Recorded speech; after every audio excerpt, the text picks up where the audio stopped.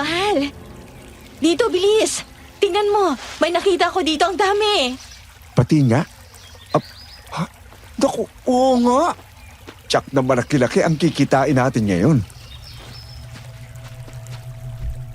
Kinuha nila ang 2 pangsala at nilagay doon ang magkahalong lupa, bato at buhangin. Pagkatapos ay inalog-alog yun hanggang sa lumabas ang mga nakatagong piraso ng ginto. Ang kwento nila, mula daw sa kalapit na minahan ng mga yon, nakasamang inagos at tinangay ng tubig mula sa batis. Sandali, pupunta pa ako dun sa banderon. Mahal, mag-iingat ka sa mga bato ha. At baka madulas ka. Ayun! Meron pa dito! Mahal, ang dami na nating napupulot. Lol, salamat po nito. Kapag naibenta na natin itong mga ginto, mahal, kailangan nating ibalik ang 10% ng ikapos sa Panginoon ng kahit anong kikitain natin dahil siya naman ang nagbigay nito lahat. Tama ka, mahal. Mula noon, kahit dumarating ang araw na medyo nagigipit tayo, ay hindi pa rin tayo pinababayaan ng Panginoon. Sana nga ipakinggan na rin niyang dasal natin na mabigyan ng anak. Sa kanyang takdang panahon, mangyayari yan. Magkakaanak na rin tayo. Patuloy sa pamumulot ng ginto si Lynette at Wilson hanggang sa hindi nila namalayan ang takbo ng oras. Nang marami-rami na silang nakuhang ginto, agad nila yung binalot sa tela at nilagay sa bag. Nang lumingon sila sa paligid ay saka nila napansin na nag-aagaw dilim na. Mahal, halika na, umuwi na tayo. Malapit ng gumabi. Alam mo naman, may nababalitang gumagalang aswang dito. Oo nga. Nalibang ako ng gusto eh. Naririnig mo ba yun? Oo. May baby. San kaya yun? Baka may nagtapon ng baby sa kakahuyan. Wala naman siguro. Baka naman naandyan ang magulang niya. Halika na. Ngunit habang palayo sila ng palayo, ay hindi humihinto ang iyak ng sanggol. Si Lynette naman ay hindi mapakali at patuloy na nababahala. Nag-aalala sa kalagayan ng munting anghel na yun. Nang hindi makatiis, ay hinawakan niya ang braso ng asawa. Mahal, hanapin natin yung bata. Baka mapahamak tayo niyan eh. Titingnan lang natin. Kapag nasiguro naman na nandyan ang magulang niya, aalis na tayo agad. Sigurado ka? Oo, halika na, bilis. Baka kumapa ng bata.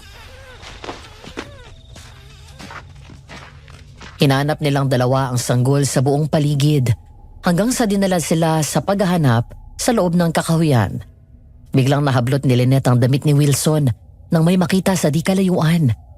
Sa ilalim ng isang puno, naroon ang isang sanggol. Nakabalot ng kulay puting tela at may nakapulupot na buntot pagi sa bewang nito. Ayun, mahal.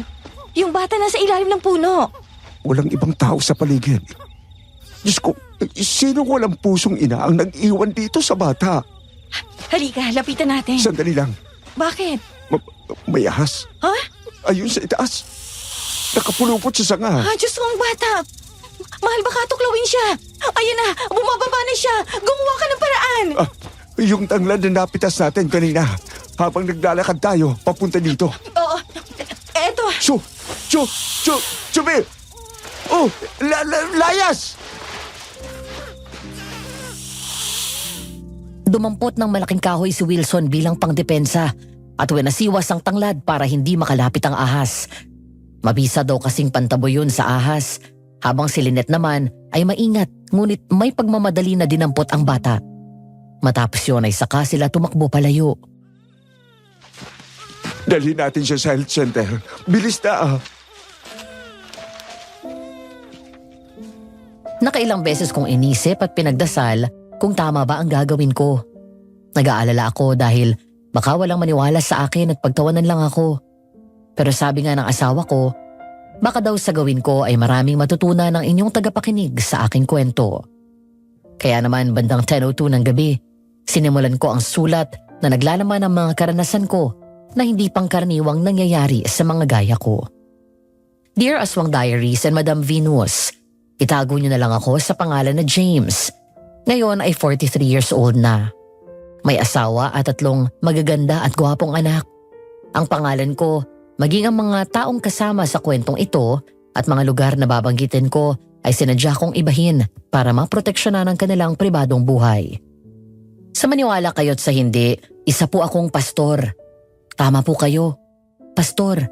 Isang taong may malalim at personal na relasyon sa Diyos at minsan nang sinubok ang aking pananampalataya. Kaya ako napagdesisyonan na ibahagi sa inyo ito para ipakita kung paano kumilos ang Panginoon sa gitna ng laban ko sa puwersa ng kadiliman. Sisimulan ko ang kwento noong ako'y 17 years old pa lang.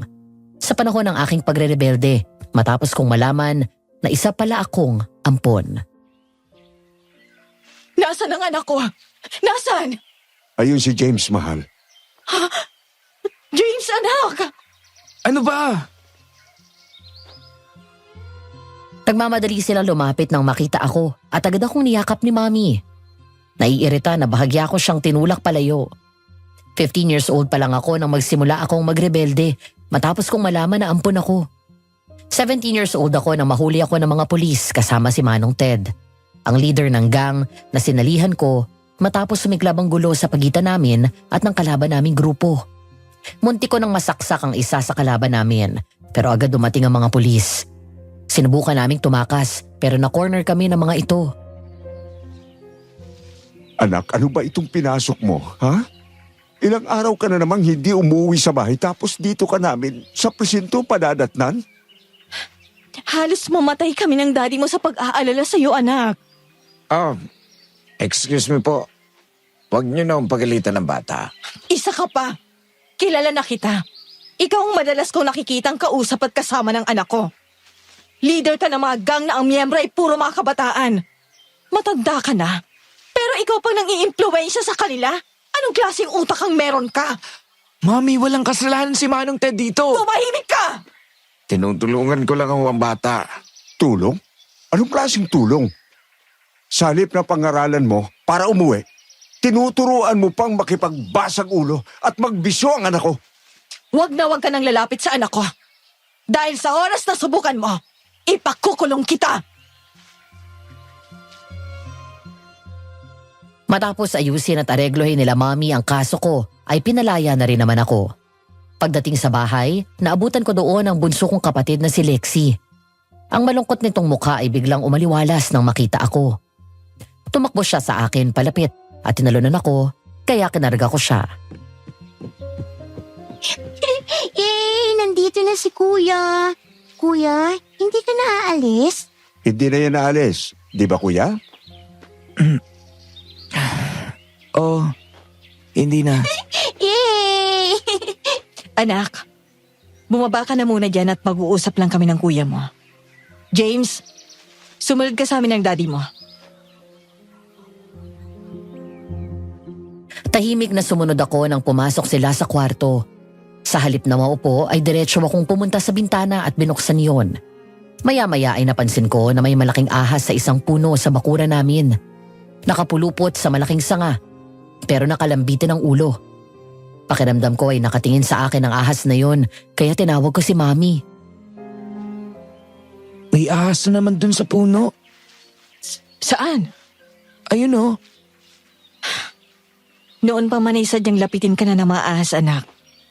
Nung araw na nakuha ka namin sa gubat, doon sa dating bayan kung saan kami nakatira, may nakita rin kaming ahas sa puno kung saan ka namin natagpuan. Kilala niyo bang totoong mga magulang ko? Hindi, anak. Pasensya ka na. Mahirap lang kami noon at salat sa bagay, pero mayaman kami sa pananampalataya sa Diyos. May malapit na minahan doon sa Batis. At ang trabaho namin noon ay mamulot ng ginto na inaanod sa tubig. Nung araw na natagpuan ka namin, dinala ka namin sa health center. Nag-report kami sa barangay dahil baka may nagre-report doon na nawawala ng baby. Naghintay kami ng ilang araw hanggang sa lumipas ang ilang linggo at umabot ng buwan. Walang naghanap sa iyo. Noong mga panahon na yon, ay hirap na hirap magbuntis ang mami mo at nagdadasal kami na sana'y bigyan kami ng anak. At ikaw ang sagot ng Panginoon sa dasal namin. Siyang nagbigay sa iyo sa amin. Noong walang kumuha sa iyo, doon na kami nagdesisyon ng daddy mo na akuin ka na parang amin. Pinabinyagan ka namin at pinalaki na malapit at may takot sa Diyos. Kaya nga James ang pinangalan namin sa iyo. Dahil regalo ka ng Panginoon sa amin. Wala ba talagang naganap sa akin kahit noon? O nagpakilala na sila magulang ko? Wala anak. Hindi na ba nila ako mahal? Kaya iniwan na lang ako sa gubat. Anak, hindi. Hindi ibig sabihin na iniwan ka nila doon ay hindi ka na nila mahal. Hindi natin alam pareho kung anong dahilan. At hindi nakakahiyang pagiging ampon. Dahil ang ibig sabihin nun ay biyaya. Ikaw ang naging sagot ng Panginoon sa dasal namin. Isa kang napakagandang regalo sa amin ng langit. Ibig sabihin, may mga taong gusto ka na maging parte ng buhay nila. Ginusto namin na makasama ka. At ikaw, anak, ikaw ang nagsimula ng pamilya natin. Anak, hindi mo mahahanap ang solusyon sa problema kapag patuloy kang nagrebelde. Kapag pinagpatuloy mo ang mga bisyo mo, sinisira mo ang buhay mo. Ayaw namin na dumating ang panahon na huli na ang lahat at saka ka magsisisi sa mga maling desisyon mo sa buhay. Tamang sinabi ng daddy mo. Kaya nga pinalaki ka namin, kayo ng kapatid mo na busog sa atensyon at pagmamahal. Para hindi niyo maramdaman na may kulang kayo. Mami, Daddy, I'm sorry. Sorry po kung nagalit ako. Sorry po sa lahat ng ginawa ko. At sa mga problemang dinala ko. Mula ngayon, magbabago na po ako. Mahal na mahal ka namin, anak. Hindi ka man sa amin ang galing pero galing ka dito sa puso namin. Hindi pa huli ang lahat para sa'yo, anak. Bata ka pa. Maayos mo pang buhay mo. Nang yumakap sa akin ng mga magulang ko ay niyakap ko rin sila pabalik. At nang sandaling yon ay pinaalala sa akin ng Diyos ang magandang buhay na binigay sa akin ng mga magulang ko. Kahit kailan ay hindi sila nagkulang sa akin. Binusog nila ako, hindi lang sa pagmamahal at material na bagay. Tinuruan din nila akong manalig at magkaroon ng personal na relasyon sa Panginoon. Pastor James, nice preaching, bro. Thank you. Oo nga, kuya. Very empowering. Kumusta ang unang buwan ng married life mo? The best, pare. Kaya igihan mong panliligaw dito sa kapatid ko para sagutin ka na agad. Are, laman ng dasal ko gabi-gabi si Lexi. Ay, naku. Ako na naman ang nakikita nyo. Nga pala, bro, nabalitaan mo na ba? Nasabit na naman ang trouble si Manong Tek. Oo, may nakapagbalita nga sa akin. Puntahan kaya natin. Sige, sabihan mo lang ako kung kailan. Ay, naku, kuya, wag na. Alam mo naman, ayaw na ayaw ni mami na kinakausap mo yon. Sige ka, magagalitin ka na naman nun. Lumipas ang mga taon, Madam Venus. Matapos ang huling gulo na kinasangkutan ko kasama ang dating grupo na sinamahan ko. Hindi na ako bumalik pa sa ganoon magulong mundo. Kusa akong lumayo at umiwas kay Manong Ted. Binuhos ko ang atensyon ko sa pag-aaral. Sumali ako ng mga iba't ibang activities sa church. Marami akong nakilala at naging kaibigan. Kasama na doon si Fern, isang bank teller at ang babaeng pinakasalan ko. I renewed my faith in God and never turned my back on Him again. As early as 22 years old, when I received my calling to be a pastor, nung una hindi ako makapaniwala. Ako? Isang dating miyembro ng gang? Magiging pastor? Magpipreach? Naisip ko agad noon baka walang makinig sa akin. Pero doon ko na-realize na ang past natin ay magiging great testimony mo on how God changed your life. Babe, sabi nila mami, doon na daw tayo mag-lunch sa bahay. Sige, wala naman akong scheduled meeting buong araw. Halika, Toby. Sama ka. Mula sa church ay umuwi muna kami ni Fern sa bahay. Ilang bahay lang din naman ang layo nito sa bahay nila mami. Kaya naman pinarada muna namin doon ang kotse at nagbaba ng mga gamit. Habang nagbibihis kami ng pambahay, malambing akong lumapit sa misis ko at yumakap sa kanya. Oh, Bakit ka biglang naglambing? Wala naman. Masaya lang ako. Hanggang ngayon, hindi pa rin ako makapaniwala na asawa na kita. Nasaksihan mo lahat ng pinagdaanan ko. Pati yung pinaka-worst na version ko, pero eto, tinanggap mo pa rin ako. Bakit naman hindi? Di mo ba alam? Ang nakaraan mo at lahat ng imperfection mo sa buhay, yun ang humubog sa James na kaharap ko ngayon. Kasama yun sa minahal ko sa'yo. I love you, baby. I love you more. Niyakap ko si Fern at masuyong hinalikan sa labi. Matapos kong maglambing sa kanya, ay pinagpatuloy ko na ang pagbibihis. Hanggang sa may napansin ang asawa ko sa labas nang hawiin niya muli ang kurtina sa may bintana. Babe, tingnan mo yung ahas dun sa puno, oh. Nandun na naman. Di ba kinuha na yan ng mga taga-barangay? Baka iba na yan. Ba't pa palagi na lang may ahas dito? Ang sabi nila, Mami, lapitin daw talaga ako ng ahas. Parang bantay ko na. Nakakilabot na bantay naman yan? Oh, nawala yung ahas. Sumuot sa talahiban. Naku, hayaan mo na yan. Halika na. Punta na tayo kila Mami. Sinunod naman ako ni Fern at agad kaming pumunta kila Mami. Pagdating sa loob ay sinalubong kami ng mabangong amoy ng bulalo at chili buttered garlic shrimp. Sakto naman na nagsisimula na rin silang kumain. O mga anak, kumain na kayo. Wow, ang sarap. Kumain ka ng kumain, Fern. Para lumakas ang katawan mo at hindi ka mahirapan kapag napuntis ka. Dito nga lang po kay James, palagi na akong busog eh. Mami, ayan ka na naman ah. May halong pressure yung mga paganyan mo eh. Pagpasensyahan nyo na yung mami mo. At excited lang yan na magkapo. Parang siya, hindi. Siya nga pala anak. Ang ganda-ganda ng mensahe ng preaching mo. Thanks, Dad. Next Sunday, ikaw nang nakaschedule. Mami, pwede ba akong bumili ng soft drinks para mas masarap ang kain? Ako nang bibili. Agad akong lumabas ng bahay at tumawid lang sa katapat naming tindahan at bumili ng isang 1.5 na soft drinks. Habang naghihintay ng sukli, bigla akong napatingin sa bandang kanan ko at nakita ang isang babae na mukhang mas matanda lang ng konti kay Mami. Napakunot noo ako dahil titig na titig siya sa akin. Pinagmamasdan ko pa rin siya nang nakakatakot siyang umisi at naglakad dahan-dahan papasok sa masukal na halamanan, papasok sa gubat.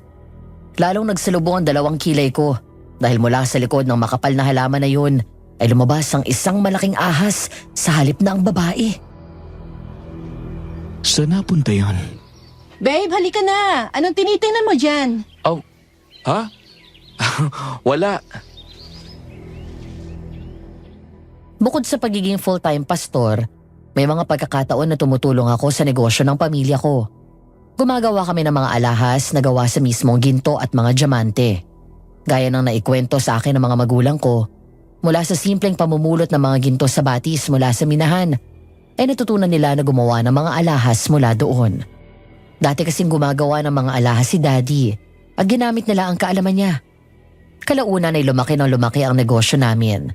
Pero kahit na yumaman sila, pinalaki nila kaming magkapatid na simple lang ang pamumuhay at may malalim na pananalig sa Diyos.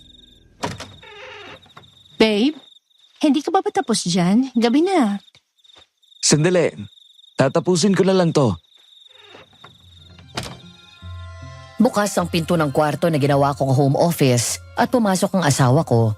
Naabutan niya akong tinitingnan ng kahon kung saan tinago ko ang mga koleksyon ko noon ng iba't ibang disenyo ng military knife. Nang maligaw ako ng landas noong 15 years old ako, si Manong Ted ang nagturo sa akin ng tamang paghawak at paggamit ng patalim. Kaya naman nangolekta ako. Ang mga allowance ko noon na binibigay sa akin ni Dad ay iniipon ko at binibili nito. Sa edad na 17 years old ay naging bihasa ako sa paghawak ng patalim at asintado na at kaya ko siyang paglaruan sa kamay ko nang hindi nasusugatan. Kaya mo pa rin? Oo naman. Kumuha ako ng isa at pinaglaruan ko yon sa isang kamay. Sabay hagis at tumama yon sa pinakasentro ng display cabinet namin. Natawa lang si Fern at naupo sa sofa. Maingat kong binalik sa lagayan ng patalim. Pagkatapos ay tinago ko na ulit ang kahon. Nang tumingin ako sa asawa ko, ay sinalubong ko siya ng ngiti nang mahuling pinagmamasdan ang kilos ko. Namimiss mo ang buhay mo before? Hindi Hindi ko namimiss ang ganong kagulong buhay. Akala ko namimiss mo kasi bigla mo nilabas yung collection mo. Iniisip ko lang kung ibebenta ko na ba sila. Actually, 75% na ako sigurado. Nasaan yung 25%? Hindi ko alam. Parang may pumipigil sa akin eh. Babe, ang tagal na natin pero kahit isang beses hindi mo kinikwento sa akin kung ano eksakto mga kalokohan na ginawa mo nun. Lagi kang umiiwas kapag yun ang topic. Ayoko lang kasing balikan yung iba. At worst yun, babe. Pero nakalipas na yun. More than 10 years na. Natatakot lang din ako na malaman dahil baka mabagong tingin mo sa akin. Trust me. Naupo ako sa sahig at pinatong ang baba ko sa hita niya. Naghintay si Fern na simulan ko ang kwento. Puno ng antisipasyon ang mga tingin niya sa akin. Kung meron man isang bagay na hindi ako komportableng ikwento sa lahat, yun ay ang mga kalokohan ko noon, lalo na sa mga babae. Okay. Nung mapunta ako kay Manong Ted, bukod sa tinuruan niya ako makipaglaban at tumawak ng mga patalim, nalulong din ako sa bisyo, sigarilyo, alak at pinagbabawal na gamot. Sa murang edad, na-expose din ako sa pakikipagtalik. Iba't ibang babae, 2 beses sa isang linggo. Minsan araw-araw pa. At alam lahat yun nila, Mami? Sinabi ko, pagkatapos nila akong sunduin sa presinto, noong huling beses akong mahuli ng mga pulis. Saan mo nakakilala ang mga babaeng yon? Yung iba kaibigan ng tropa, yung iba sa inuman, yung iba naman girlfriend ng tropa ko na sinunod ko. Pero madalas yung babae mismong nagpapapansin sa akin. Kaya ayun, kapag alam kong gusto ko, kinukuha ko. So paano yun? Araw-araw ka umuwi sa inyo? Uuwi ako kapag matino ako. Kapag hay ako, nakikitulog ako kay Manong Ted. Lahat yun ginawa ko dahil lang nalaman ko na hindi sila ang totoong mga magulang ko. Noon kasi kapag sinabing ampon, hindi maganda ang tingin ko sa salitang yun. Hanggang sa pinaliwanag sa akin ang gusto ni Mami, natauhan ako. Mula noon, tumiwalag na ako sa grupo. Kami ni Toby. No wonder ayaw na ayaw ni Mami lumalapit ka dun sa Manong Ted na yon. Hindi maganda yung impluensya niya sa iyo, babe. Proud na proud ako sa iyo. Kung babalikan ko mga ginawa mo noon at ngayon, nakikita ko kung paano ka ginagamit ng Panginoon para ipahayag ang mga salita niya. Nakaka-amaze kung paano kanya binago. At binigay ka niya sa akin. Isang babaeng bukod sa napakaganda. Che, bolero. Sexy pa. Tapos mabait. Sweet. Masarap magluto, matalino, at higit sa lahat, may takot sa Diyos. Isa ka sa masasabi kong grace ni God sa akin.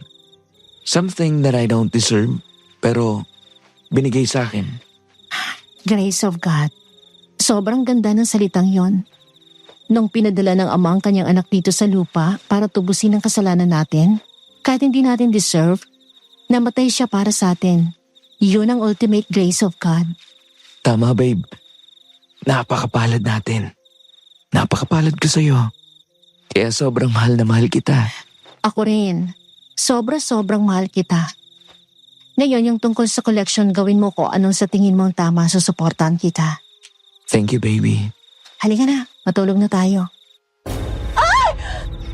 Ano yun? Bakit?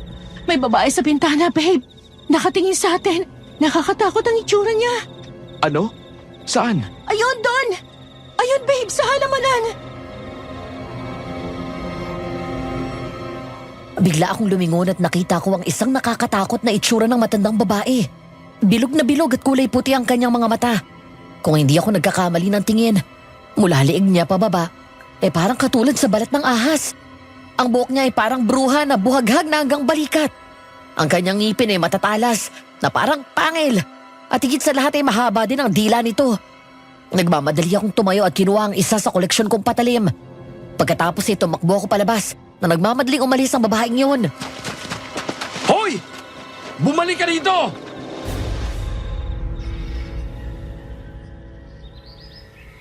Kinaumagahan matapos kong ihatid si Fern sa trabaho, ay umuwi muna ako sa bahay para asikasuhin ang business namin. Pareho kaming graduate ng business ad ng kapatid ko na si Lexi. Bago ako maging pastor, ay ako ang kanang kamay ni Daddy sa trabaho. Pero nang magdesisyon ako mag full-time pastor, tumutulong na lang ako sa kanila kapag may oras. Ngayon ay nasa production ako. Isa ako sa nagdidisenyo ng mga alahas. Kapag inaprubahan nila Mommy, ay saka yung ipapasa sa mismong gumagawa. Mami, nabasa niyo na yung email ko? Oo anak, kanina lang pagkagising ko. Kumusta naman? May nagustuhan ba kayo? Yung dalawa sa bracelet design na pinadala ko, idea ni Fern yun. Ang gaganda anak. Inaprubahan ko na at pinadala sa main designer natin. Nasaan si Dad? Pumunta sa warehouse. Nga pala, Mami. Naniniwala ka ba sa aswang? Aswang? Anak, ang mga aswang ay parte lang ng imahinasyon ng ibang tao. Hindi sila totoo. Alam mo kung anong totoo? Kung saan ka dapat matakot? Sa mga demonyo, masasamang espiritu, sila ang totoo. Pero paano kung meron? Well, nung dun pa kami nakatira ng daddy mo sa Lumoyan, kung saan ka namin nakuha, may mga balita noon na may aswang daw sa baryo na yon. Pero kahit kailan, wala naman akong nakita o never silang nagpakita sa amin. Teka, bakit mo ba tinatanong yan? Naupo ako sa bakanting silya na nasa harap ng kinauupuan ni Mommy. Malamig ang simoy ng hangin doon sa bakuran. Payapa ang paligid, pero ang damdamin ko ng mga sandaling yon ay may bahid ng takot. Kasi, Mami, parang may nakita kong aswang kagabi. Saan? Sa bahay. Si Fern ang unang nakakita. Nakatayo sa bintana at nakasilip sa amin. Anong itsura? Babae siya, mukhang may edad na eh. Tapos nakakatakot ang mukha niya. Puro puti lang yung mata niya. Hanggang dito sa balikat ng buhok. Tapos may pangil. Yung balat niya sa leeg pababa ay parang may kaliskis gaya sa ahas. Anak, baka naman inaantok ka na kagabi kaya namamalik mata ka. Hindi, Ma. Sigurado ako. Si Fern niya una nakakita eh. Sumigaw pa nga siya sa takot eh. Sino kaya yon? Mami, di ba lapitin ako ng ahas? Paano kung hindi ordinaryong ahas yon? Paano kung aswang pala yon na nakabantay sa akin? Ay nako, ikaw talagang bata ka. Kung ano-anong pinagsasasabi mo. Joke lang. Hanggang sa natigilan ako nang lumingon ako sa may puno at nakita na naman ang ahas. Unti-unting nawala ang ngiti ko nang mapatitig doon. Hindi ko namalayan na tumayo na pala ako at lumapit sa puno kung saan naroon ang ahas at nakapulupot. Hanggang sa narinig ko ang kanyang tunog kasabay ng mabilis na paglabas ng makamandag nitong dila. Unti-unting gumapang pababa ang kalahati ng katawan nito habang nakapulupot pa rin ang kalahati sa sanga at lumapit sa akin. Hindi ko maipaliwanag kung bakit hindi ako nakakaramdam ng takot sa kanila. Bakit ka pa palaging nandito? James anak, lumayo ka dyan. Doon ako natauhan. Eksaktong tutuklawin na ako ng ahas nang bigla akong mahila ni Mami palayo. Mabilis na umatras ang ahas pagkatapos ay gumapang pababa ng puno at sumuot sa rehas ng gate palabas.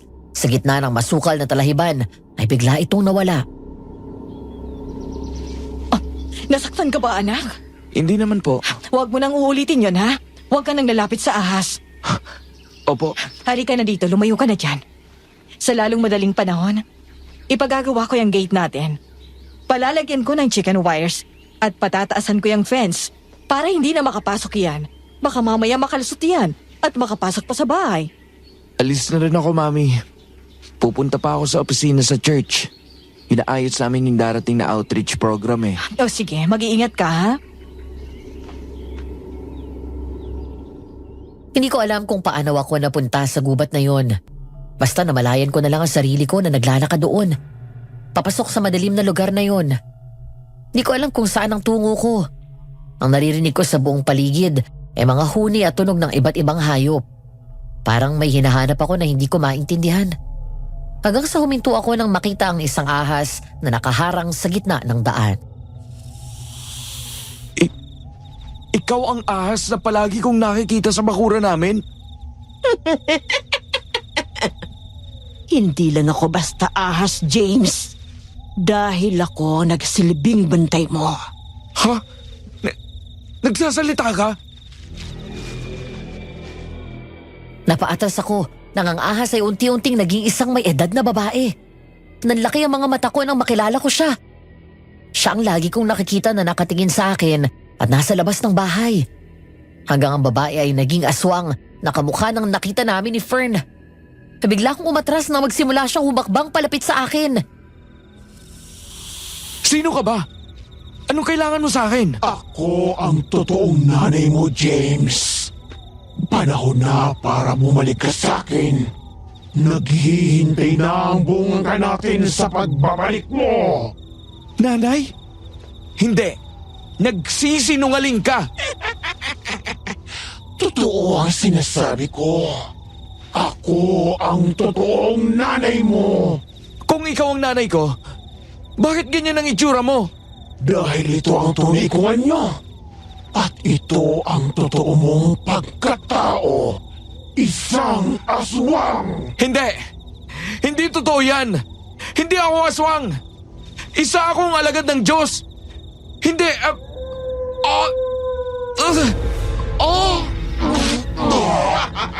Ano nangyari sa akin? Ganyan mga ano?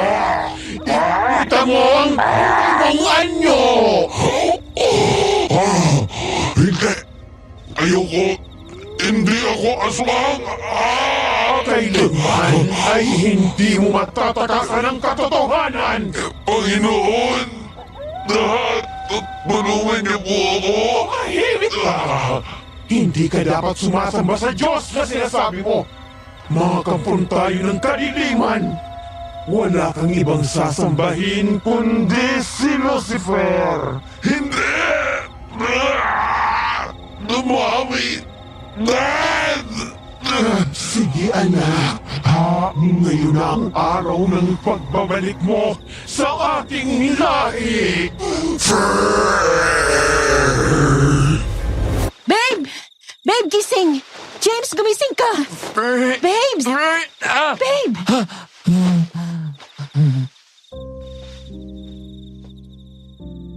Nang bumalikos ako ng bangon, doon ko lang nakita na naroon ako sa kwarto namin. Lumingon ako sa katabi ko at nakita ko ang asawa ko. Alalang-alala sa akin at panayang punas ng pawis sa mukha ko. Binabangungot ka. Tinatawag mo kami nila mami tapos sigaw ka ng sigaw. Tapos bigla nag-ibang boses mo para naging boses sa limaw. Babe, nakita ko, may babae. Yung ahas naging mata ng babae. Tapos naging aswang siya. Sabi niya, siya daw ang nanay ko. Tapos naging aswang din ako. Babe, makinig ka sa akin. Panaginip lang yon. Hindi totoo yon. Anak ka ng Diyos. Hindi kailanman mangyayari yon. Nanginginig sa takot ay niyakap ako ni Fern at hinagod ang likod ko. Habang ginagawa niya yon, ay nagdadasal siya at yun ang unti-unting nakapagpakalma sa akin. Nang masiguro niya na nasa maayos na akong kalagayan, ay saka siya lumayo sa akin at hinalikan ako sa labi. Okay ka na? Oo. Sandali, kukuha lang kita ng tubig. Nagmamadaling lumabas ng kwarto si Fern at pumunta sa kusina. Habang nakatalikod siya at nakabukas ang ref, napakunot noo ako nang may makita ako mabilis na aninong dumaan sa harap ng pinto ng kwarto. Mabilis na kumabog ang dibdib ko at biglang nanindig ang balahibo sa mga braso ko. Maaring namalikmata lang ako, pero hindi mawala ang kabang nararamdaman ko. Babe, matagal ka pa dyan? Halika na dito. Oo, nandiyan na! Nang isarado ni Fern ang pinto ng ref at pagharap niya, bigla siyang sumigaw ng malakas. Umatras sa kaya nabitawan ng baso at nabasag yun. Mabilis akong tumalon sa kama at tumakbo palabas. Nanlaki ang mga mata ko nang makita ang isang nilalang. Malaki at matangkad siya. Hindi ko makita ang kanyang mukha dahil nakatalikod siya mula sa akin. Nang lumingon ang nilalang na yun, bigla akong napaatras nang makita ang pamilyar nitong mukha. Katulad ng mukha ng aswang na nakita namin ni Fern at ang aswang sa panaginip ko. Fern! Sa halip na magpadala sa takot, ay tumakbo ako agad sa asawa ko at hinarangan siya. Sabay bunot ng kutsilyo. Humakbang kami paatras nang unti-unti siyang lumapit sa amin. Tinutok ko sa kanya ang patalim habang nakikipagtitigan ako. Hindi ko alam kung lalaki ba siya o babae. Pero kung pagbabasihan ko ang pangangatawan niya, mukha itong lalaki dahil sa laki at lapad ng kanyang figura. Anong kailangan mo sa akin? Narito ako para wakasan ang parating na paghihirap mo. Ano? Hindi kita maintindihan. Isuko mo sa akin ang buhay mo kung ayaw mo magsisi sa bandang huli. Sa Diyos ko lamang isusuko ang buhay ko at hindi sa kahit sinong demonyo na gaya ninyo. May sisisi ka kapag hindi ka nakinig sa akin. Lumayas ka dito sa pamamahay ko! Panginoon, alam ko na naririnig mo ko. Tulungan mo ko. Ilayo mo kami sa kapahamakan. Save us, Lord. Kung ayaw mong maniwala sa akin, ikaw ang bahala. Pero kailangan mong mamatay dahil kapag natupad ang plano ng kapatid ko, Jack, mawawalan ako ng posisyon sa lahi namin. Walang pwedeng ibang mamuno sa angka namin kung hindi ako lang. Fern! Takbo! Biglang dumapa si Fern at mabilis na gumapang palayo. Bago pa ako malapitan ng aswang ay mabilis kong sinipa ang mesa. Kinagat ko ang kutsilyo sa likod ng talim nito at tinulak yon hanggang sa mapasandal siya sa pader. Gamit ang mesa ay inipit ko siya ng husto. Nagwala ang aswang at pilit akong inaabot. Hanggang sa manaigang lakas nito at nagawa niyang itulak pabalik sa akin ng mesa. Agad kong kinuha ang kutsilyo sa bibig ko. Sabay talon sa ibabaw at malakas na sinipa ang aswang. James! Doon sa kwarto! Huwag kang lalabas hanggat hindi ko sinasabi! Mag-iingat ka, James! Habang nakikipambuno ako sa aswang, biglang may naisip si Fern at kahit nanginginig ang kamay sa takot, ay naghanap daw siya sa internet ng panlaban sa aswang. Doon niya nakita ang asin at bawang, kaya nagmamadali niyang binuksan ulit ang pinto at muling lumabas. Nang mga sandaling yun ay naabutan niya akong halos nakahiga ang kalahati ng katawan sa mesa, habang hawak ko sa may pulso ang aswang at pinipigilan na masugatan ako ng mahaba niyang kuko. Sa kabilang kamay naman, hawak niya ako sa pulso para pigilan ako na saksakin siya.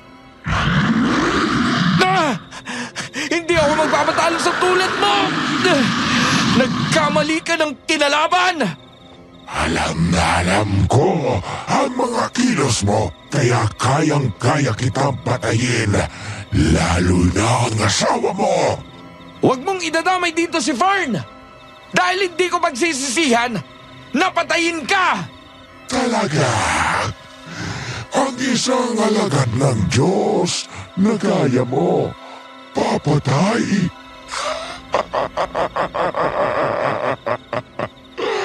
Oo nga pala, dati kang masamang damo. Kaya huwag ka na magkunwari at magtago sa bagong persona na pinapakita mo. Dahil pareho lang tayo. May dugo ng demonyong nananalaytay sa mga ugat natin. Hindi tayo magkatulad. Kung ano man ang nakaraan ko, hindi yun ang magsasabi kung ano ako ngayon. Matagal ko nang tinalikuran ang dati kong buhay. Humingi na ako ng tawad sa Diyos at pinatawad niya na rin ako.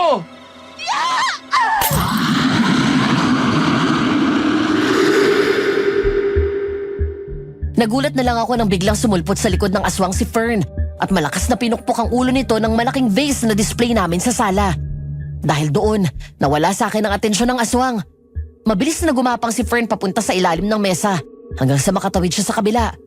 Pagkatapos ay kinuha niya isang garapon ng asin at narinig ko na lang na nagsimulang magdasal ulit si Fern habang binabato ng asin ng aswang. Lord, save us! Iligtas mo po kami ng asawa ko laban sa kampo ng kasamaan na to! Tama na. Napibigyan Sampu na mga pulutan ng anghel sa langit! Lipulin niyo ang kasamaan at ibalik sila sa pianong kinabibilangan nila! Ayos! Lumanas ka dito! Lord, help me. Bigyan mo ako ng lakas. Dahil sa kakabato ni Fern, bahagyang nang hina ang aswang. Para siyang napapaso sa tuwing dumidikit sa balat niya ang asin. Sinamantala ko yon at tinuhod ko ng malakas ang aswang. Pagkatapos ay tinulak ko siya palayo, sabay saksak sa balikat nito. Hindi pa tayo tapos. Babalikan kita. Mabilis na tumakbo ang aswang palabas na dumaan pala sa pinto sa likod bahay at sinira ang lock. Pero bago pa man din siya makalabas, ay bigla akong binato ang kutsilyo sa aswang at tumusok ito sa likod niya, eksakto sa gitna.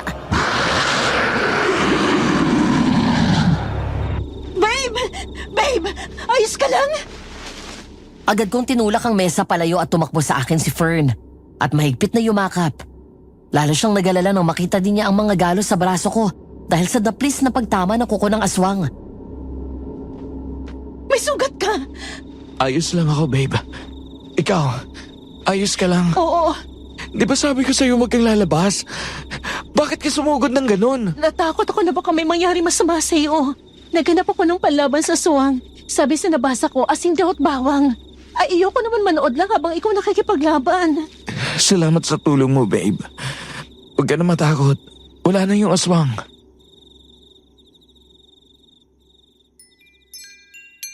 Linggo ng tanghali matapos ang church service. Habang nasa taas pa ako kasama si Fern at nakikipag-usap sa mga tao na lumalapit sa akin para humingi ng personal na prayers sa kanilang pinagdadaanan sa buhay. Sila mommy at daddy naman ay nauna nang umuwi sa amin. Ang kwento pa nila, naglalakad na sila sa parking lot papunta sa pinaparadahan ng kotse nang may isang babaeng lumapit sa kanila. May edad na rin ito sa tansya nila at halos hindi nalalayo sa edad ni mommy. Nakasuot ng itim na damit at may nakapatong na belo sa ulo. Para daw itong makikipaglibing sa ayos nito. Nakangiti pero may hatid na kilabot ang mga ngiting yon at kakaibang talim at bagsik kapag tumingin. Magandang araw. Magandang araw, Dino. May paglilingkod ba kami sa inyo? Opo. Gusto ko po sana kayo makausap kung hindi makakaabala. Hindi naman ho. Ano po bang pangalan niyo? Marcia Pilapil po. Okay, Aling Marcia. Ano ho bang kailangan ninyo? Narito ako para bawiin sa inyo ang anak ko. Ano? Anak? Anong pinagsasasabi niyo? Alam kong alam niyo ang ibig kong sabihin. 28 taon na ang nakalilipas sa bayan ng Lumoyon. Sa kakahuyan malapit sa Batis kung saan namumulot ng ginto ang mga tao. May nakita kayong bata na may nakapulubot na buntot pagi. Bigla daw umikot ang paningin ni mommy nang marinig yon. Mabuti na lang at agad siyang nasalon ni daddy at naalalayan. Mainit ang panahon dahil tanghaling tapat pero nanlamig daw ang kanyang pakiramdam. Samantala si daddy naman ay hindi nagpatinag at nakuha pang ngumiti sa babae. Mawalang galang na po, pero hindi niyo po anak ang anak namin. Hindi. Anak ko siya. Ako ang nagluwal sa kanya. Wala kang anak sa amin. Ang pangalan niyong anak. Sa akin siya. Tinakas lang siya ng walang hiyang albularyo na yon. Siya ang naglagay ng buntot pagi sa sanggol para hindi ako makalapit. Sa'yo? Kung ganon, bakit hindi mo siya hinanap? Naghintay kami pero walang dumating sa barangay para kunin siya. O kaya nag-report na may nawawalang anak. Hinanap ko siya pero hindi ko kayo natagpuan sa Lumoyan. Pero nang may nakapagturo sa akin kung saan kayo nakatira, nakita ko na mas gaganda ang buhay niya sa iyo. Hinayaan ko na lumaki siya ng maayos at nangako ako sa sarili ko na babawiin ko siya sa inyo. Kahit anong sabihin mo, anak ko pa rin siya.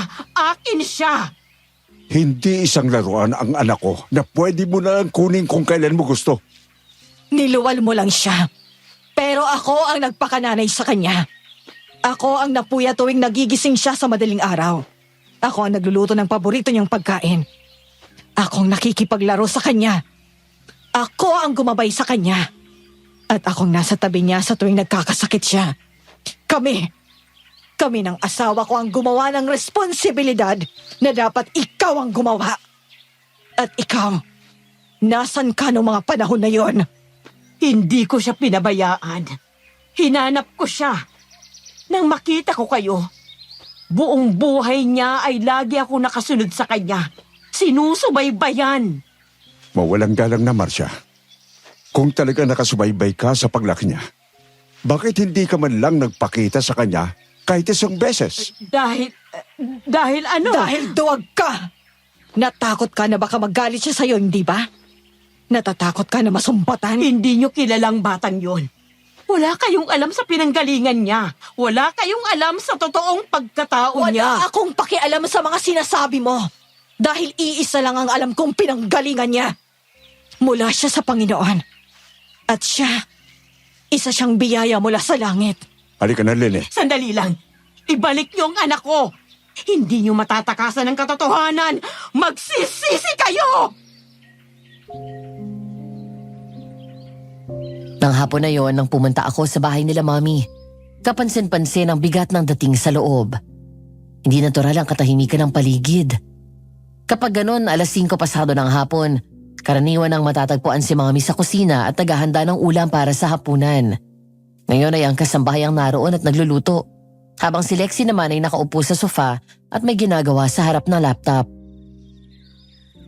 Uy, Lex! Sila Daddy. Si Daddy, umalis. May bibilihin daw sandali sa palengke. Si Mami naman nasa kwarto niya. Sumadaw ang pakiramdam. Ha? Bakit hindi mo sinabi agad? Ayaw yung ipasabi. Huwag na daw kitang abalahin. Ang weird nga ni Mami kanina pa eh. Ang saya-saya pa kaya niya sa charts. Tapos pag uwi ko dito, ayun, malungkot na siya. Tapos halatang bagong iyak. Pati si Daddy tahimik. Hindi ba sila nag-away? Tinanong ko si Manong kanina, hindi naman daw. Sige, ako na bahala. Pupuntahan ko lang si Mami. Nang makalapit ako sa pinto ng kwarto ay agad akong kumatok ng marahan. Hindi sumagot si Mami kaya dahan-dahan kong pinihit ang doorknob. Pagbukas ko ng pinto ay nakita ko siyang nakapikit habang nakahiga sa kama. Napangiti na lang ako dahil alam ko na nagtutulog-tulugan lang siya. Lumapit ako sa kanya at nahiga sa tabi niya. Ma'am, alam ko may problema ka. Ano nangyari? Wala. Mami, alam mo na hindi ka makakapagsinungaling sa akin. Wala, anak. Namimiss lang kita. Namimiss ko yung mga oras na nandito ka lang sa bahay. Yung lalabas ako tapos nandun ka lang sa sala. Mami, kung makapagsalita ka naman parang ang layo ng bahay ko, ilan lang ang pagitan natin, no? Kahit na. Ay, ang mami ko naglalambing. Natatakot lang ako, anak. Paano kung mawala ka? Hindi ba ako mawawala, Mi? Matagal pa yun. Paano kung iwan mo ko? Mami, ano ba talaga nangyari? Doon bumangon si Mami at tuluyan ang napaiyak. Ako naman ay gulong-gulo ng mga sandaling yon hanggang sa pumasok si Lexie at sinamahan ako. Hinawakan ko ang kamay ni Mami at pinahid ang mga luha niya. Nangako ako sa sarili ko na pagkatapos ng mga nangyari noon sa iyo, na hindi na ako maglilihim pa sa iyo. Kaya kahit may takot akong nararamdaman, sasabihin ko na rin. Tungkol saan? May babaeng lumapit sa amin ng daddy mo kanina. Nagpakilala siya na siya daw ang nanay mo. Tumanggi nga kami dahil ang akala namin ay nanluloko lang. Pero binanggit niya ang bayan at eksaktong lugar kung saan ka namin nakuha noon. Ang nanay ko. Anong sabi sa inyo, Mi? Binabawi ka sa amin, anak. Kukunin ka na daw niya. Teka lang. Bakit niyo kukunin si Kuya? Baka naman pera lang ang kailangan niya, Mi. Kaya ako umiiyak dahil doon.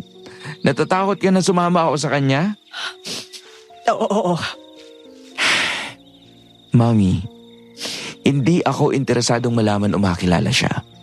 Pero sige, sabihin na natin makikilala ko siya. Pero hanggang doon na lang yun. Mami, 28 na ako. Nasa legal na edad na at may asawa na. May karapatan na ako magdesisyon sa buhay ko. At para sa akin, ikaw, si Dad at si Lexi, kayo lang ang pamilya ko. Anak, wag kang sasama sa kanya, please. Hindi.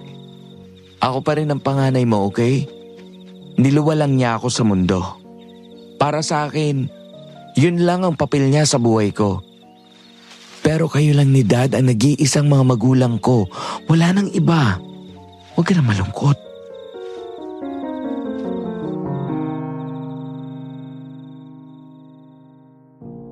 Isang Sabado ng hapon, habang naglalakad ako pabalik sa opisina ng simbahan namin kasama si Toby, nakwento ko sa kanya ang tungkol sa panaginip ko, maging ang biglang pagsulpot ng biological mom ko.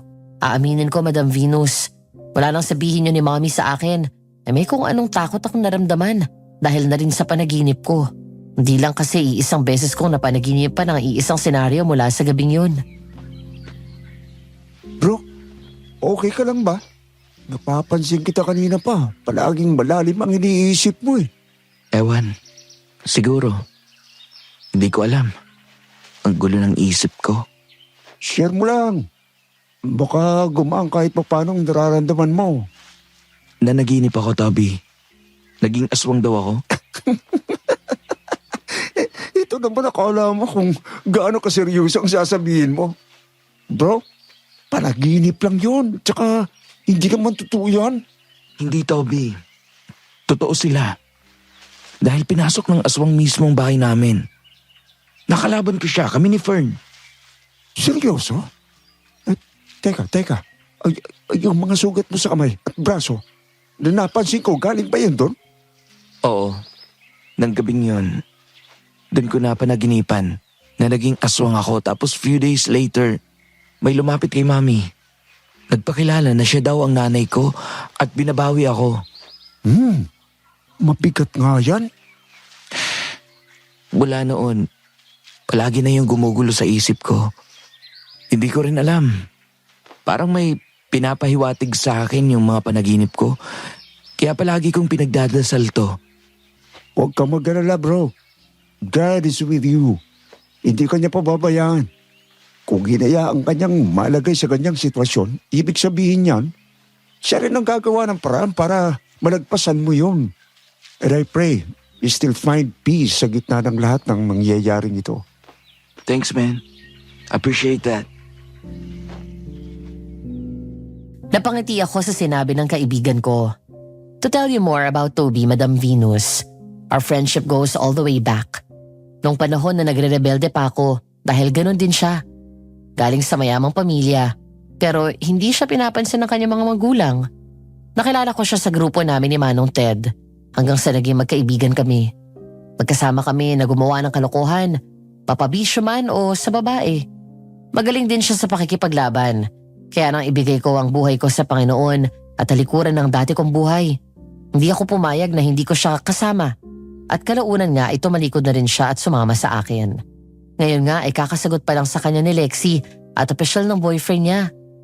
Dahil sa dami ng pinagdaanan namin bilang magkaibigan, komportable ako sa kanya na sabihin lahat ng problema ko. Samantala pinagpatuloy namin ang paglalakad, dala ang kape na binili namin at mga pastries na iuuwi ko kay Fern. Hanggang sa may isang babae ang lumapit sa akin. James? Ako nga po. Sino po sila? Marcia. Ako si Marcia. Ako ang nanay mo. Po? Anak!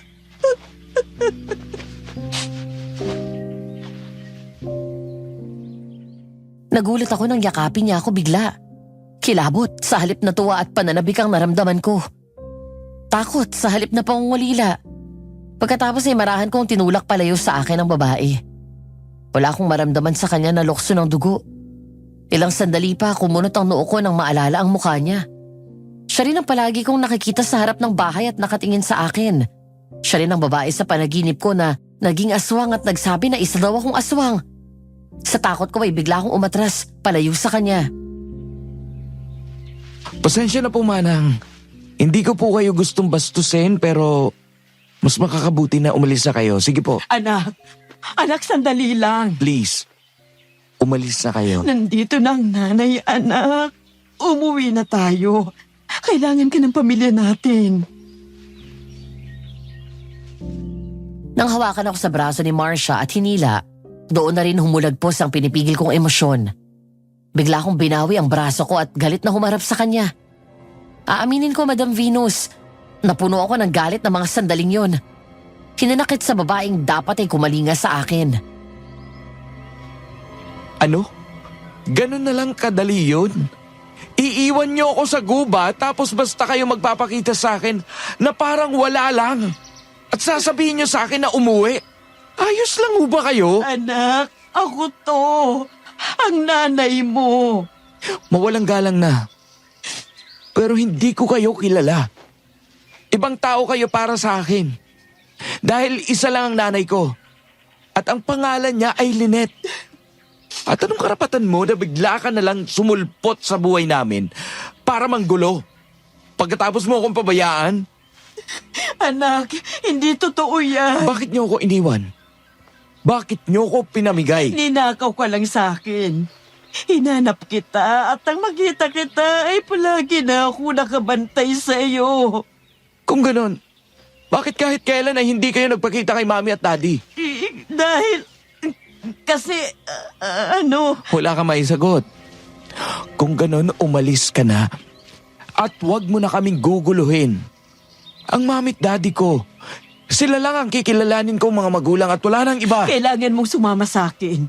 Mali ang paniniwalang itinuro sa iyo ng mga sinasabi mong mga magulang.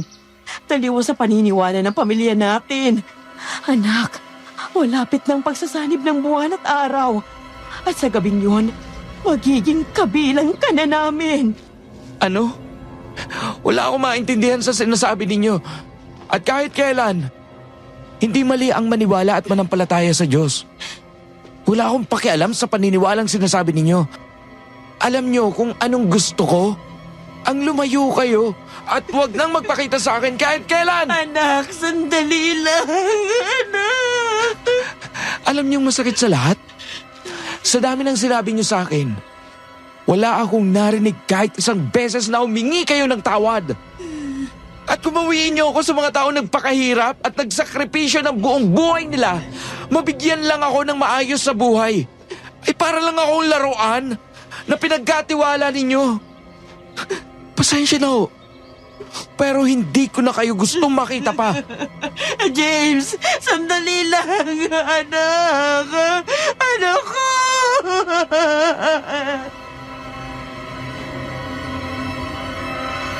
Matapos yun ay tumuloy na kami ni Toby at bumalik sa opisina. Binalikan ko ang panaginip ko at ang mga sinabi ng babaeng yon. May pagkakatugma ang sinabi niya. Nang mga sandaling yon ay pumikit ako at nagdasal. Matapos unti-unting nagiging malinaw ang gustong iparating sa akin ng mga nangyayari. Dahil sa pagdating ni Marcia ay nagulo ang isip ko. Kaya naman nagdesisyon akong umuwi na lang. Paglabas ng kotseng minamaneho ko sa basement parking, nakita ko si Marcia na naroon pa rin sa labas ng gusali. Nakita niya ako na nasa loob ng kotse. Sumunod siya ng tingin at hinabol ako, pero hindi ako huminto. Dumiretso ako sa bahay nila mami kung saan naroon din ang asawa ko. Oh, Fern, nariyan na palang asawa mo. Baby! Hi baby! Kumusta ang araw mo? Okay naman. Nag-coffee lang kami ng mga hinandel ko na leaders tapos nag-Bible study saglit then nag-mall kami. Ibinili kita ng favorite pastries mo. Nasa bahay. Wow, thank you baby. Hi mami. Dad, musta? Ayos lang naman kami, anak. Ayan. At may bago tayong labas na mga disenyo ng alahas. Pinapipili ko nga si Fern at si Lexi. Ikaw, kumuha ka na. Ayan. At may panglalaki. Wow, ang ganda ah. Anak, yan ay isa sa dinisenyo mo. Talaga?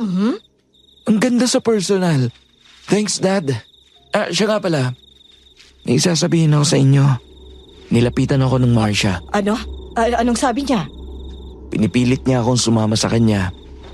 May mga sinabi siya na hindi ko maintindihan eh. Pero nagkainitan ng konti. Uminit ang ulo ko. Kaya nagkasumbatan. Talagang nanggugulo siya. Mami, Wala ba talaga kayong alam sa background ng pamilyang pinanggalingan ko? Anak, wala talaga. Bago ka namin kinupkop, ilang buwan ding naghanap ang mga taga-barangay sa kanila. Pero wala silang nahanap. Ni walang lumapit sa barangay na naghahanap ng sanggol na nawawala. Bakit mo na itanong? Ano ba ang sinabi sa'yo ng babaeng yun? Parang magiging isa daw ako sa kanila pagdating ng pagsasanib ng buwan at araw. Ewan, magulo. Eclipse?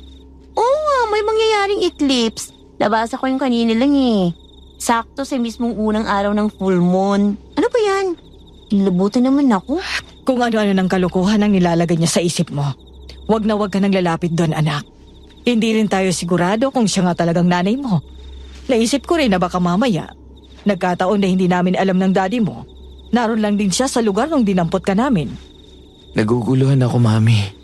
Yung panaginip ko, kwento ba sa'yo ni Fern? Oo, anak. Bakit hindi mo sinabi agad sa amin na pinasok kayo ng aswang? Ayoko lang din ho kayo mag-alala. Pagkatapos nun, Dad, palagi niya nang napapanaginipan yung iisang senaryo na yon. Anak, hindi mo dapat isipin ang gusto yon. Panaginip lang yon. Ibang discernment ko, May. Dahil yung Marcia na yon, siya rin yung babae na nakita ko sa panaginip ko na naging aswang. Tinawag din niya akong anak doon. At sinabi niya na galing daw ako sa lahi ng aswang. Ngayon eto siya at... Daddy! May malaking ahas na sa bintana! Papasok dito! Mula sa dining table kung saan kami nakapwesto, bigla kaming napatayo sa gulat. Tumakbo kami palapit kay Lexi at humarang kami ni Dad sa mga kababaihan. Naroon nga sa bintana ang isang malaking sawa at ang kalahati ng katawan nito ay nakapasok na sa loob. Nang umangat ang ulo ng ahas ay parang direkta itong nakatingin sa akin. Bigla akong naalala ang panaginip ko at ang mga mata ng aswang na sumalakay sa aming mag-asawa at ang aswang sa panaginip ko. Pareho sila ng mata. Mata ng isang ahas. Manap, kumuha ka ng sako. Bilis! Sandali, Dad. Huwag sako. Pakiramdam ko, hindi yan pangkaraniwan na ahas. Oo nga, pareho tayo nang nasa isip. Lexi, kumuha ka ng asin, bilis! Sige ate!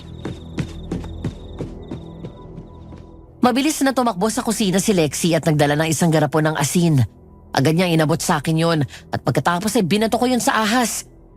Bigla kaming umatras nang magwala ang ahas na parang napaso ito nang dumikit ang asin sa kanyang balat. Kasunod nito ay may narinig na lang kaming nakakatakot na sigaw at katunog ng angil ng aswang na sumalakay sa amin. Hala kuya!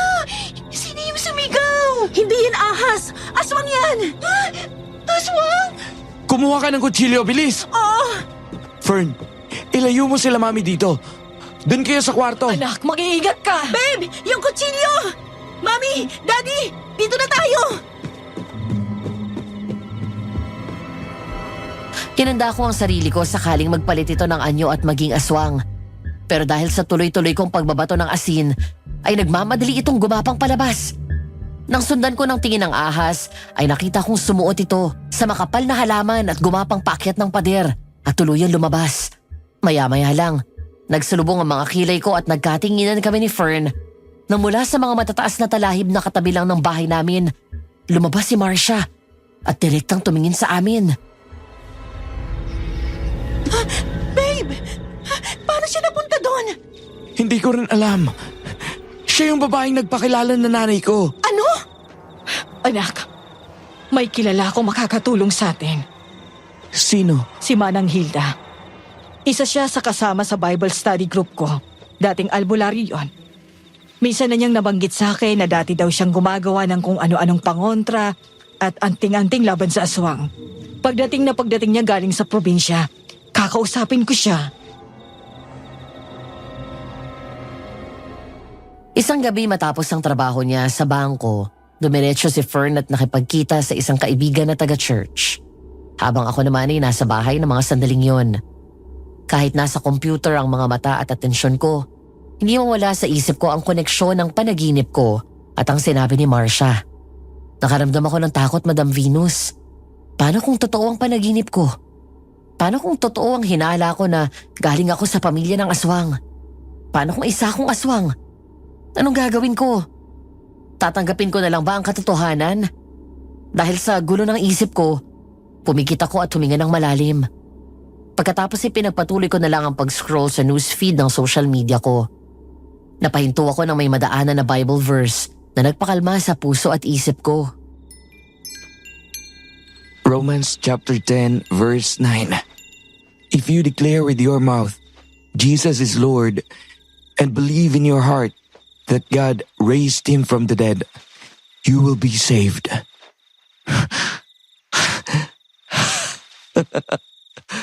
Right.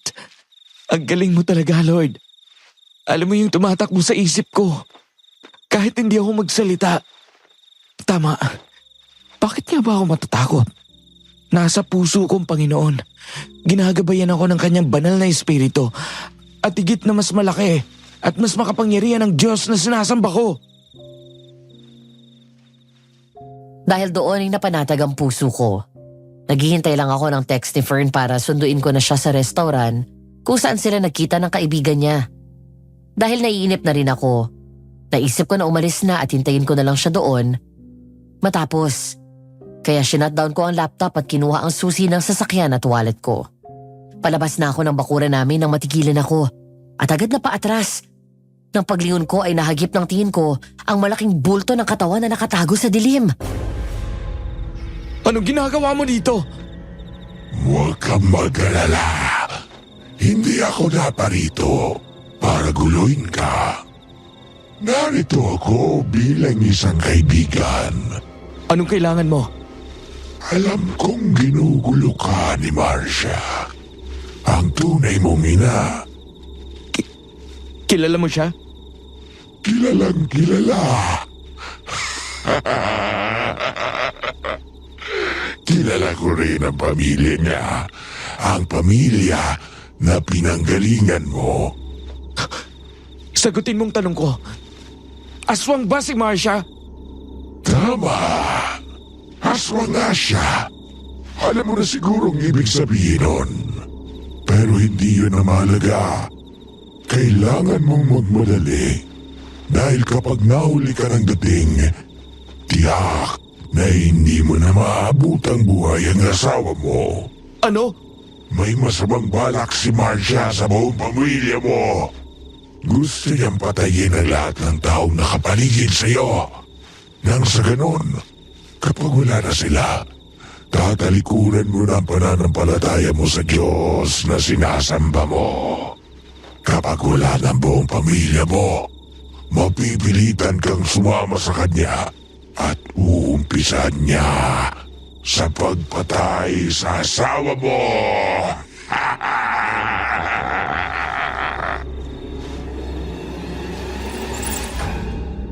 Nang marinig ko yon, ay nagmamadali akong bumalik sa loob ng bahay. Agad kong kinuha ang isang mahabang military knife na kasama sa koleksyon ko. Pagkatapos binuhos ko sa maliit na mailman's bag ko ang isang garapon ng asin. Nagmamadali akong lumabas at nang sumakay ako ng kotse, doon ko napansin na wala na doon ang lalaking aswang na kumausap sa akin. Hello? Fern? Pupunta na ako dyan. Baby! May aswang na sumusunod sa akin! Babae! Papunta na ako dyan, babe. Nasaan ka? Nandito ako sa abandonadong building! Fern! Mag-iingat ka! Malapit na ako dyan! Baby! Oh Lord, please! Huwag mo pang pabayaan ang asawa ko! Inapakan ko ng husto ang accelerator at halos pali pa rin ang kotse. Nang makarating ako sa restaurant kung saan ko siya dapat sunduin, pinarada ko sa tapat ang kotse. Saka tumakbo at hinanap sa paligid ang tinutukoy nitong abandonadong building. Lakad, takbo, hanap. Paulit-ulit at inikot ko ang paligid. Hanggang sa huminto ako nang makita ang pamilyar na bag na nasa gilid ng kalsada. Ang bag ng asawa ko. Hindi ako maaaring magkamali dahil ako ang nagregalo sa kanya nito. Dali akong lumingon sa paligid at sa wakas, nakita ko na rin ang abandonadong building na tinutukoy niya. Tumakbo ka ng mabilis at pumasok sa loob. Fern!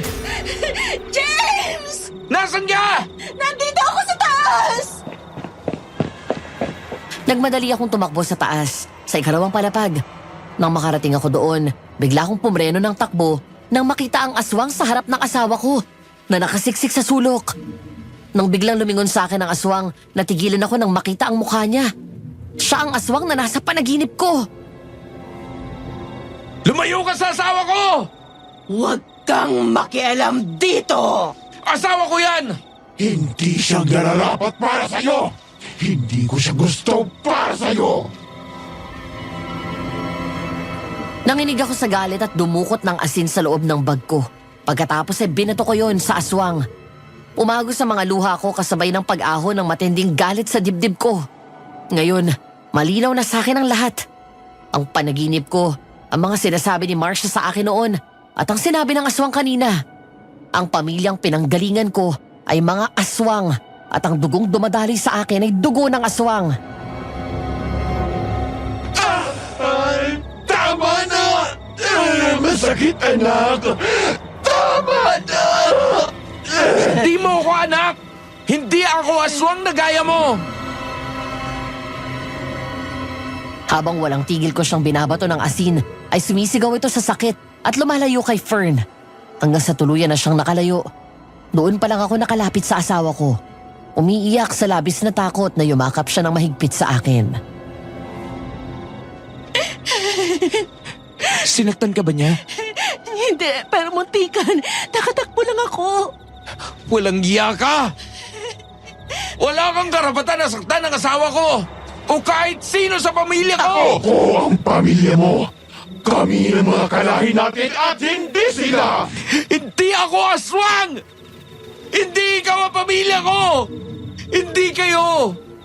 Uulitin ko ang sinabi ko sa iyo nung una tayo nagkita. Niluwal mo lang ako pero hanggang doon lang yon. Bukod doon, wala ka nang naging papel sa buhay ko! Babawiin kita! Kung kailangan kong ubusin ang tinatawag mong pamilya, gagawin ko! Bumalik ka lang sa akin! Subukan mo! Dahil hindi ako magdadalawang isip na patayin ka! Pero anak, nanay mo ko! Sa mga mata ko, isa kang aswang! Isang kampo ng demonyo! Yun lang! Talagang matigas ang ulo mo! Kung ganon, ako mismo ang magbabalik sa'yo sa kung ano ka talaga! Pinanganak kang aswang at ipagpapatuloy mo ang lahi natin sa ayaw at sa gusto mo! Magtago ka, bilis! Nang sumugod sa akin ang aswang at mabilis akong tumakbo palayo. Nang talunan niya ako, agad akong nagpadulas kaya halos sumubsob siya sa sahig. Matapos yun, ay agad akong tumakbo palayo. Tinawakan ko ang kamay ni Fern na tumakbo pababa ng hagdan, pero bago pa kami tuluyang makababa, mula sa taas ay biglang tumalo ng aswang at humarang. Hindi ka aalis dito nang hindi ka bumabalik sa dati. Kung alam ko lang nalalasunin ng dalawang yun ang isip mo tungkol sa Diyos na sinasamba mo, hindi ko na hinayaan sana na sila ang magpalaki sa'yo! Hindi! Ngayon, nagpapasalamat pa ako sa'yo. Dahil ninakaw ako sa iyo ng sinasabi mong albularya at sila mami ang nakadampot sa akin. Dahil hindi ko naranasan ang impyernong buhay na gusto mo para sa akin. Hindi tayo magkatulad. At kinasusuklaman ko ang pamilyang pinagmamalaki mo sa akin. Sumael! Kung hindi mo ako susundin, papatayin na lang din kita! Napaatras si Fern at ako naman ay napahiga sa hagdan ng sumugod ang aswang. Saka ko sinakal. Tinaas ko ang kamay ko na may hawak na kutsilyo. Gusto kong isaksak yun sa kanya pero hindi ko magawa. Hanggang sa namalayan ko na lang na umaagos ang luha ko habang mahigpit akong sinasakal. Ano? Hindi mo kaya? Hindi mo ako kayang saktan? Hindi kaya ng konsensya mo dahil kahit anong gawin mo, ako pa rin ang nanay mo at hindi ang babaeng yon! Pagkatapos ko sa'yo, papatayin ko sila! Sinabi ko na sa'yo, kaya kitang patayin basta tungkol sa pamilya ko!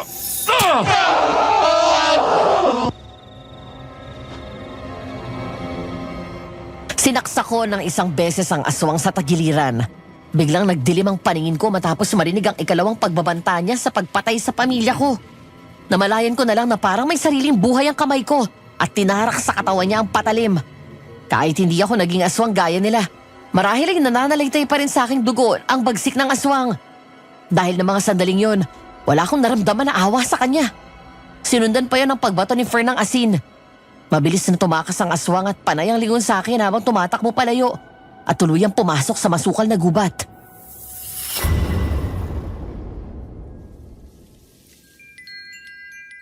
Dahil sa nalaman ko ng gabing yon, pagbalik namin sa bahay ay naging tahimik ako. Kung anong tanong ni Fern, ayun lang ang sasagutin ko. Malalim na ang gabi. Pasado 12:00 na. Nakahiga na ang asawa ko at nakatulog na rin. Habang ako ay nakaupo sa gilid ng kama at kaharap ang salamin, tinubad ko ang t-shirt ko at tinitigan ang sarili ko. Normal na tao pa rin ang itsura ko at walang bahid ng kaliskis ng ahas. Wala akong pangil at mahabang kuko. Ang mga mata ko ay mata ng isang normal na tao. Hanggang sa mga sandaling yon ay hindi pa rin ako makapaniwala sa mga nalaman ko. Parang hindi totoo at parang palabas lang sa isang pelikula. Hanggang sa bahagya akong napalingon nang gumalaw si Fern at magising. Babe, bakit hindi ka pa natutulog? Hindi pa ako inaantok. Bumangon si Fern at mula sa likod ay yumakap siya sa leeg ko. Kahit wala siyang sinabi, ramdam ko ang kanyang pakikisimpatya sa mga gulong nararanasan ko. Huminga siya ng malalim at hinalikan ako sa sentido. Babe, sa tingin mo, magbabago sa atin? Ngayong alam na natin ang totoo. Galing ako sa pamilya ng mga aswang. Aswang ang totoong nanay ko. At tiyak na yung lalaking aswang na sumugod sa atin ay baka kamag-anak ko rin. Hindi na ako ang lalaking pinakasalan mo gaya ng naunang inakala mo. Tumingin ka sa akin, babe. Hindi yun ang nakikita ko. Dahil ang nakikita ko ngayon ay ang matapang na asawa ko at handa ko ipagtanggol sa lahat ng oras. Isang matapang na alagad ng Diyos. Isang mapagmahal na anak. Yun ka. At kahit kailan hindi magbabagong tingin ko sa'yo. Naniniwala ako na hindi ka magiging aswang. Hindi ka magiging katulad nila. Alam mo kung bakit? Dahil isinuko mo ng buhay mo sa Panginoon. Kung ano ka man nun, wala na yun. Inalis niya na ang lahat ng bakas ng dating pagkatao mo. Dahil si Jesus nang nasa puso mo. Pero aaminin ko, natatakot ako. Diba? Sabi nga sa 2 Corinthians chapter 5 verse 17, Therefore, if anyone is in Christ, the new creation has come. The old has gone, the new is here. Pinago ka na ng Diyos. Hindi na ikaw ang inakala niya na sanggol na ipinanganak niya. Kanina ko pa tinatanong ang Panginoon, bakit ako? Bakit sa akin nangyayari to? Ang dami namang pamilya dyan. Bakit doon pa sa mga kampo ng kadiliman? Natatakot akong hawakan ka ngayon. Paano kung maging gaya ka sa akin? Paano kung yung magiging anak natin ay magaya sa kanila? Maniwala ka sa akin. Hindi na mangyayari ang lahat ng kinatatakutan mo. Ikaw na rin ang palagi nagsasabi, di ba? Wala siyang hinayaang mangyari sa buhay natin na alam niya na hindi mo kakayanin. Siguro, eto na ang tamang oras para malaman mo kung ano talagang identity mo. Para mabuo ka. Para mas makilala mo pang Diyos. Ito mga nangyayari sa'yo, ang aswang. Gusto niyang makita kung gaano siya makapangyarihan. And your life is a beautiful story, babe. Isang sanggol na mula sa pamilya ng mga aswang, nakakilala sa Diyos at nakaligtas sa sumpa. Hindi ka pumapatay. Sa halip, tumutulong ka para magbahagi ng salita ng Diyos at bigyan ng mga tao ng ikalawang pagkakataon para mabuhay ng may pananampalataya. Ano na lang ang gagawin ko kung wala ka? Maraming salamat, babe. Salamat at tinanggap mo ako. Kapag ganitong nangihina ako, ikaw ang pinagkukunan ko ng lakas. Kasi mahal kita. At ang 2 taong pinagbuklod ng Panginoon, kailan may hindi maaring paghiwalay ng kahit sino, kahit pang mga demonyo at aswang. Kung nabibigatan ka sa lahat ng nalaman mo at mga nangyayari sa iyo, leave it all to the hands of God. Iyan mo siyang umayos ng lahat, babe. Now, this is no longer your battle but His. I love you so much, Fern. I love you more, James. Hinawakan ko ang pisngi niya at maalab at mapusok na hinalikan ng asawa ko. Hindi naghiwalay ang mga labi. At hiniga ko siya sa kama. At nang gabing yun ay inangkin ko siya. Paulit-ulit kong pinaramdam sa asawa ko ang labis na pagmamahal ko sa kanya. Tama si Fern. Ngayon ay laban na ito ng Diyos sa mga kampo ng kadiliman at hindi ako papayag na gamitin nila ako para maghasik ng kasamaan sa mundo. Kinabukasan, pinatawag kami ni Mommy kaya agad kaming lumipat sa bahay nila. Pagdating doon ay nadatnan namin ang isang matandang babae. Puti na halos ang buhok niya at nakapusod. Nang makita niya ako ay naluluha ang mga mata nang umiti siya.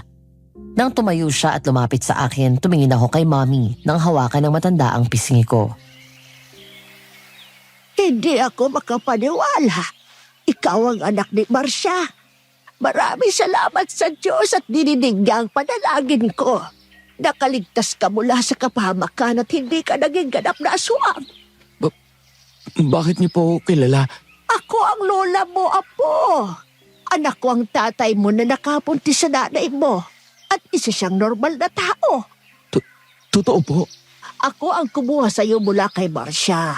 Inaamin ko, ninakaw kita mula sa kanya. Ako rin ang nagpulupot ng buntot pagi sa iyo nung sanggol ka pa lang para hindi ka malapitan ng aswang at makuha. Ito ang buntot pagi na yon, anak. Noong nakita ka namin sa kakahuyan, nakapulupot ito sa bewang mo. Tapos sa puno ay may malaking ahas na nakatingin sa'yo. Hindi yon basta ahas kung hindi aswang. Si Marcia ang aswang na yon.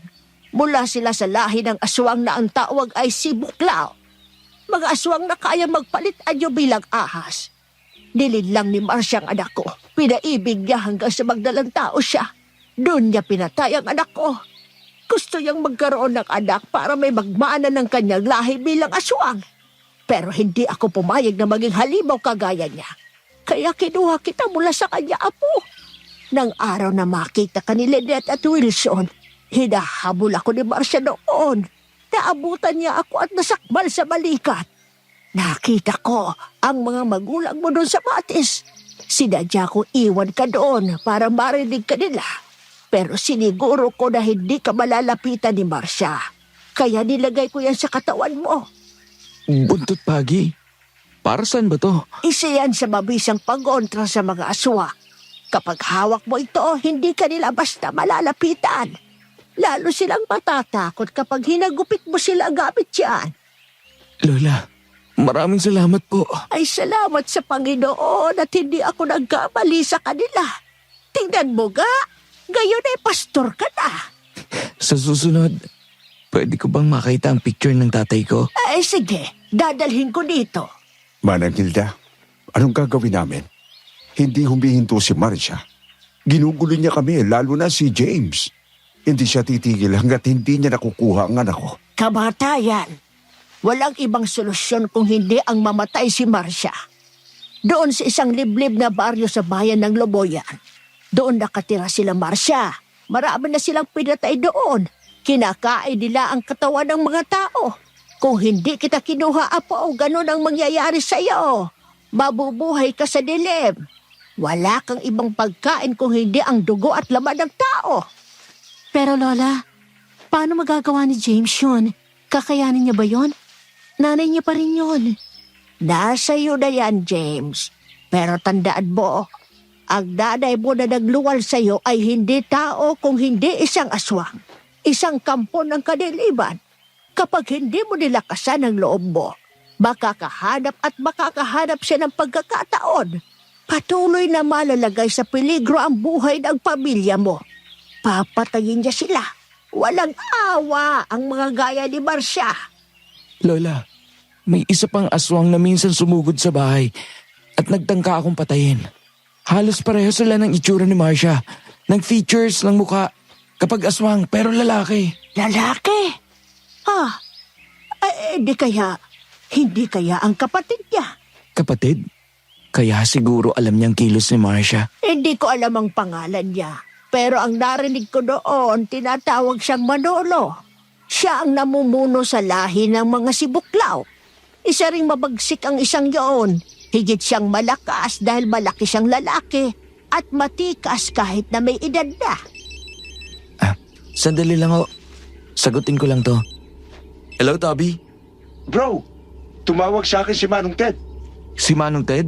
Bakit daw? Hindi ko maintindihan eh. Basta sabi niya kung gusto mo daw malaman ang tungkol sa nanay mo. Pumunta ka doon sa dati nating hideout. Ted! Teka, pamilyar ang pangalan niya. Ted! Teddy Manolo! Kilala niyo rin si Manong Ted, Lola? Siya ang sinasabi ko sa iyong kapatid ni Marcia. Po! Ay, di ako maaari magkamali. Isa rin siyang aswang. Ang pinuno ng si Buklaw na ganid sa posisyon. Lahat ng mga batang lalaki na maaaring pumalit sa kanyang pwesto bilang pinuno ng kanilang lahi ay pinapatay niya. Kaya kanya sinusundan ay para patayin kanya. Pare, kaya mo pa bang lumaban? Oo naman. Samahan mo ako. Teka bro, bagong buhay na tayo. Alam ko, hindi taong papatayin natin kung hindi aswang. Tumingin ako sa labas ng bakuran at nakita ko sa may puno na naroon na naman ang ahas. Alam ko nang si Marcia yun, kaya may naisip ako para matapos na ang lahat ng gulong dala nila sa akin at sa pamilya ko. Babe, anong gagawin mo? Anak, baka mapahamak ka. Kailangang may tumapos ng gulong ito. Hindi sila hihinto hanggat hindi ko hinaharap to. Susunod ako sa iyo, Apo. Natatago ko pa ang mga ibang mabisang pangontra ng aswang. Makakatulong yun sa iyo para matalo mo sila. Salamat, Lola. Pare, maganda ka. Dadaan kita dyan. Babe, please, huwag ka na umalis. Please. Kailangan, Fern. Para sa ikatatahimik ng buhay natin. Pangako, babalik ako sa'yo. Maghintay ka dito. Samahan mo sila, Mami. Nang bumaba kami sa kotse ni Toby, ay sabay kaming lumingon sa isa't isa. Kabaliktaran na inaasahan ko na puno ng mga miyembro ng grupo ni Manong Ted. Walang tao sa labas ng gusali na nakabantay. Sa loob at labas ng gusali ay may mga drum na may naglalagablab na apoy sa loob. Pakiramdam namin ay papasok na yon ang impyerno dahil sa mga naririnig naming mga iyak at daing ng maraming boses. Nang pumasok kami sa bungad pa lang, natigilan na kami at muling umatras nang sumalubong sa amin ang isang nakakakilabot na tagpo. Sa loob ng unang palapag ng gusaling yon ay nagkalat ang katawan ng mga lalaki. Lahat sila ay wakwak ang tiyan at nagkalat ang mga laman at iba't ibang putol na parte ng katawan ng tao. Bukod doon ay halos bumaha ng dugo. Ang iba sa kanila buhay pa. Ang iba naman ay naghihingalo. Diyos ko, ano to? Jack na si Manong Ted ang may gawa nito. Mag-text ka kay Dad. Sabihin mo na tumawag ng mga pulis at papuntahin dito. Picturean mo ang paligid at ipadala mo para ipakita ni Dad at magmadali sila. Okay. Alam kong nariyan na kayo. Huwag kayong matakot. Pumasok kayo. Nagkatinginan kaming dalawa ni Toby. Pumasok kaming dalawa at bago kami umakyat ng hagdan ay nagawa na niyang sinabi ko. Sa bawat hakbang namin ay kumakabog ng malakas ang dibdib namin. Ngunit nananatili kaming alerto. Nung panahon na kabilang pa kami sa miyembro ng gang, kami ni Toby ang nangunguna sa pakikipaglaban. Na mga sandaling yon, isa lang ang dasal ko sa Panginoon. Bukod sa gabayan niya kami, ang ipahiram muli sa amin ang dating lakas, liksi at abilidad namin sa pakikipaglaban. Nang makarating kami sa rooftop ng gusali, naabutan namin si Manong Ted na nakaupo at nakataas ang paa sa mesa habang naninigarilyo. Nakayapak at puro dugo ang talampakan. Nakamaong na pantalon pero walang suot na pangitaas at puro bahid ng dugo ang mukha at dibdib. Sa wakas, narito ka na rin, James. Pamangkin ko. At hindi ko inaasahan na isasama mo si Toby. Manong, alam mo naman kasangka ako ito nung pa. Kaya nang tumiwalag siya sa grupo, ay sumama ka rin. Handa ka na bang mamatay para sa kaibigan mo? Handa akong mamatay para sa Panginoon. Panginoon? Wala dito ang Diyos ninyo. Hindi ko na kailangang itanong. Dahil alam ko na ang totoong pagkatao mo. Ikaw ang pumatay sa mga kasama mo sa ibaba.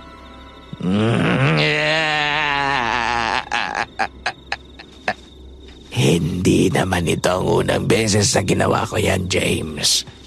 Sa tuwing ganito, kabilugan ng buwan at may eclipse.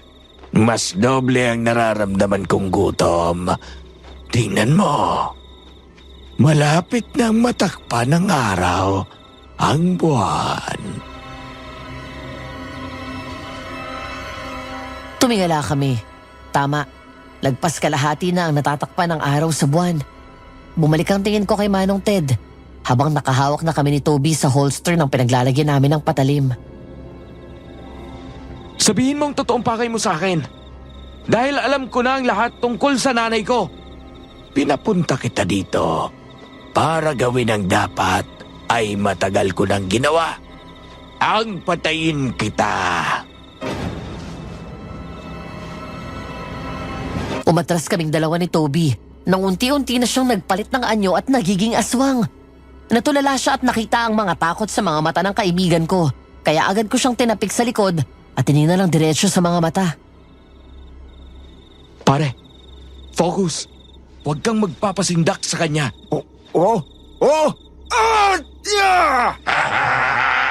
Handa ka na bang makilala ang totoong ama mo sa kabilang buhay? Ang tagal mo kong kasama noon. Madalas nakikitulog pa ako sa'yo. Nasa iyo na ang lahat ng pagkakataon, pero bakit mo ako binuhay? Dahil ang sarap mong paglaruan. Ang sarap mong panoorin habang sinisira mo ang buhay mo. Balak na sana kitang tapusin. Pero bigla kang kinuha ng mga pakialamera mong mga magulang. Mula noon, ay hindi ko na nakuwang lumapit sa'yo. Di matagal ka na sanang patay. Bakit? Hindi ka makalapit? Dahil alam mo kung sino nagpuprotekta sa akin. Takot ka sa Diyos. Dahil alam mo kung gaano kalakas ang kapangyarihan niya. Wala akong pakialam sa Diyos mo.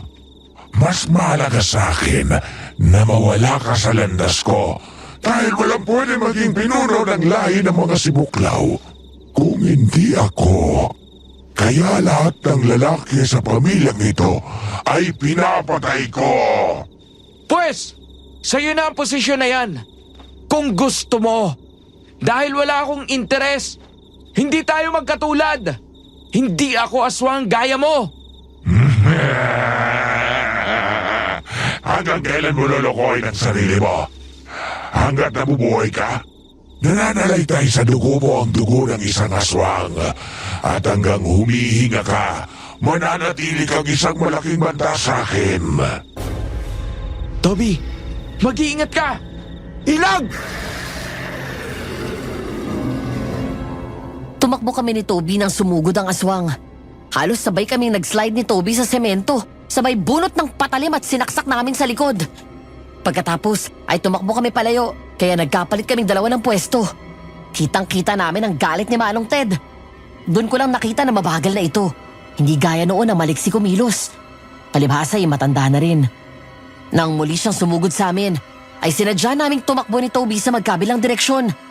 Alam ko na akong susundan niya, kaya mabilis siyang bumwelta pabalik. Napahiga ako sa semento nang masunggaban niya ako sa likod at saka ako sinakal sa leeg.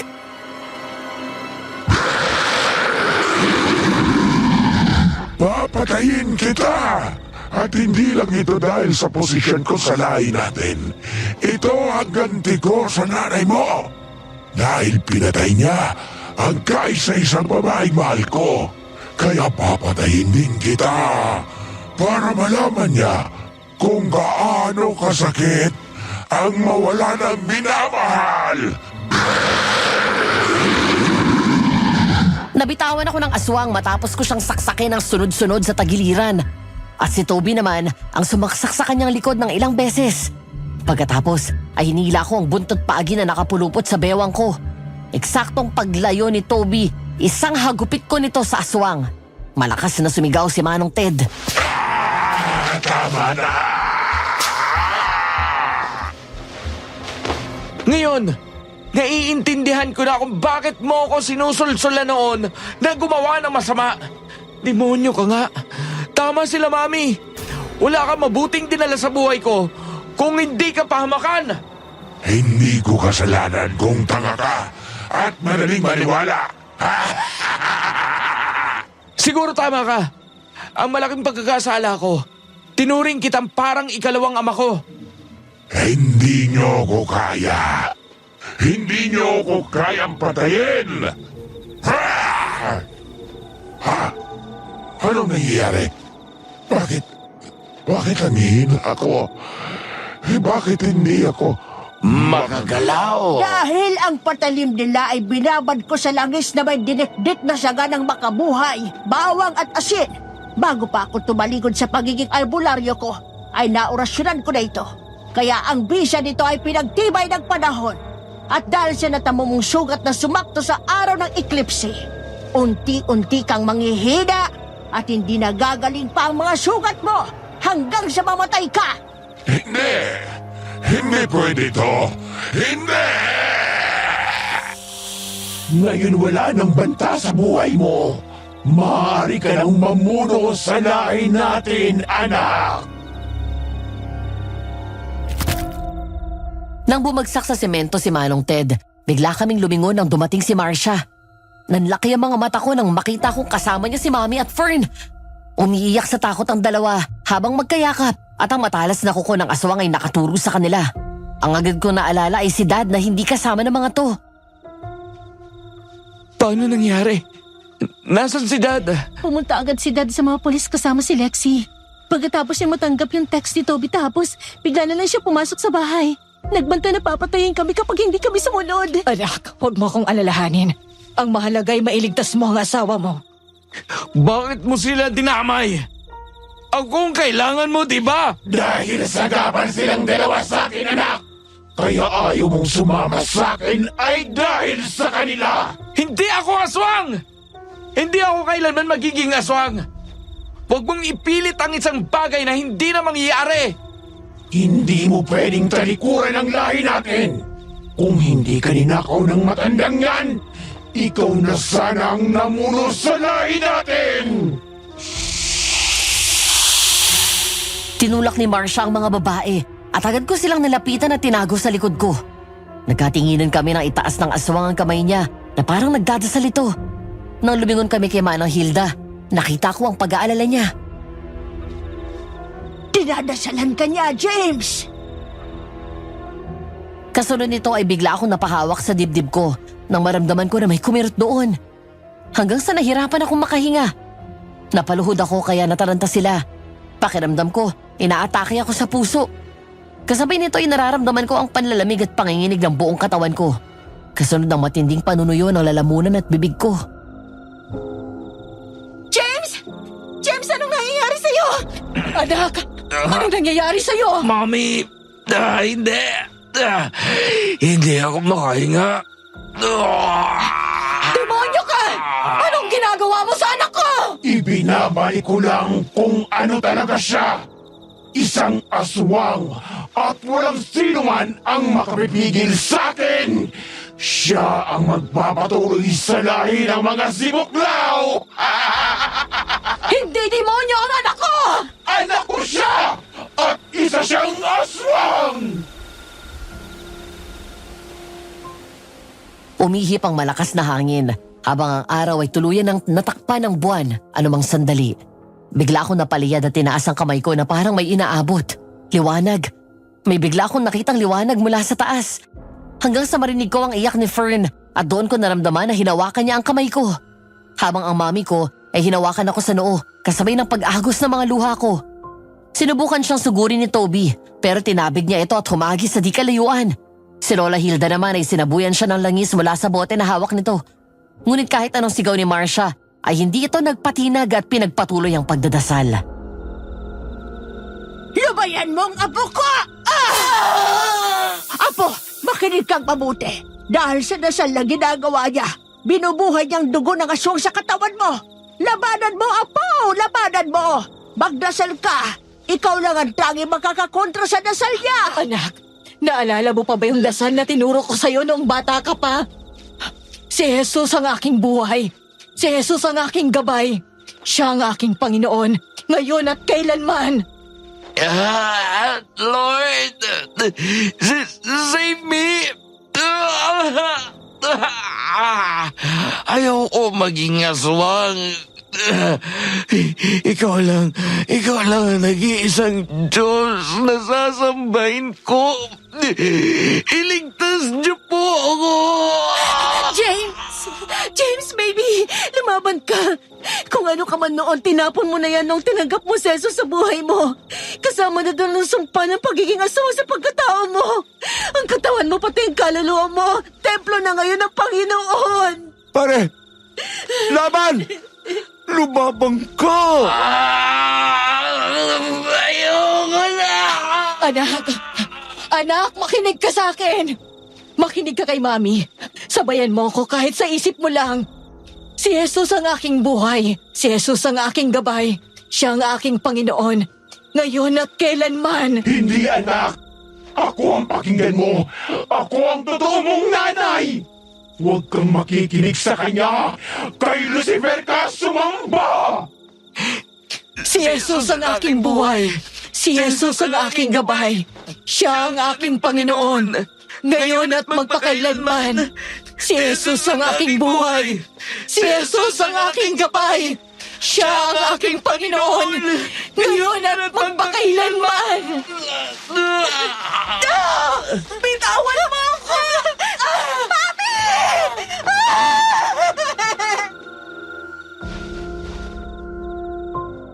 Mula sa likod ay biglang hinablot ni Marcia si Mami at agad na tinaas ang kamay nito. Akma siyang sasaksakin. Pero mula sa likod ay biglang tumayo si Manong Ted at sinaksak si Marcia gamit ang kuko nito at diniin pa yun ng husto.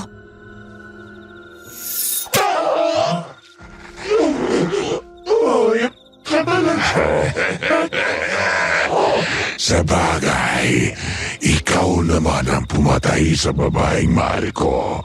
Kaya ikaw na lang ang sisingilin ko. Hindi mo ako basta mapapatay! Hindi siya!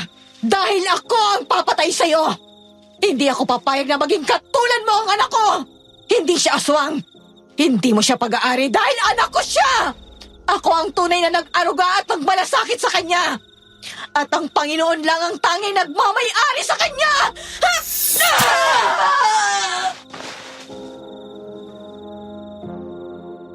Nagulat kami sa ginawa ni Mami.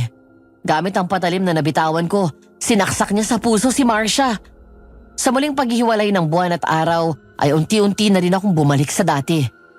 Tinulungan ako ni Fern at Toby na bumangon hanggang sa nagulat na lang kami sa sunod na ginawa ni Manong Ted. Bigla nitong sinakal si Marcia mula sa likod at humakbang paatras. Dahil nasa gilid sila, nahulog ang magkapatid na aswang mula doon sa rooftop ng gusali.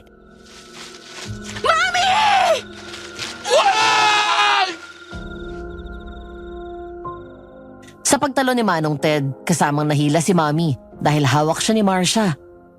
Hindi ko alam kung saan galing ang lakas ko pero bigla na lang kaming napatayo lahat at hinabol si Mami.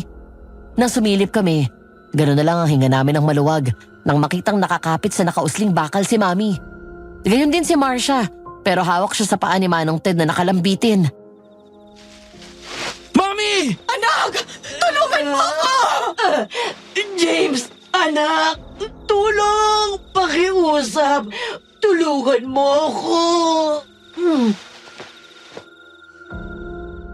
Natigilan ako nang lumingon ako kay Marcia. Pagkatapos ay kay Mami. Umagos ang luha ko kasabay ng pag-abot ko sa kamay ni Mami. Katulong si Toby ay hinila namin siya paakyat, sabay atras palayo. Anak, iligtas mo ako! Pakiusap! Patawarin niyo po ako! Anong pakiramdam na mawala na mahal sa buhay? Anong pakiramdam mo na hindi ka kinikilalang ina ng anak mo? Hindi ba masakit? Ngayon, patas na tayo, Marcia. Pinatay mo ang babaeng mahal ko. Nawalan ka naman ng anak. Kaya ngayon, samahan mo ko sa impyerno.